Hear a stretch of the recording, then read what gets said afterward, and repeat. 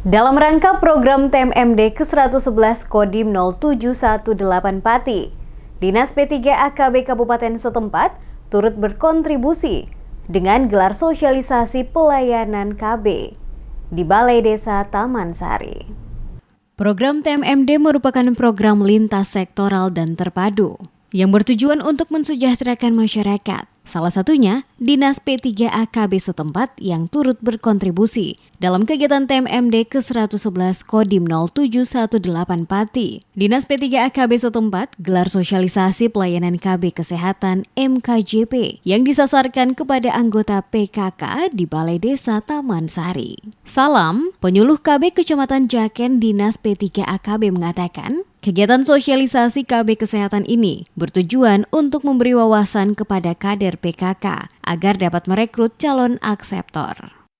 Ini sosialisasi tentang keluarga berencana, sasarannya di PKK, di mana nanti di TMMD akan ada pelayanan KB untuk MKJP di Desa Taman Sari.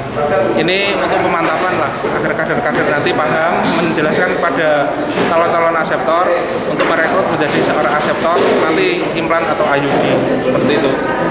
Selain itu, Dinas P3AKB akan memberi dukungan berupa alat kesehatan serta mengerahkan anggota kader untuk membantu dan juga bantuan operasional untuk Desa Taman Sari.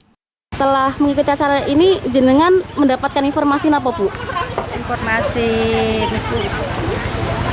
KB, implan, sontek, terus Audi.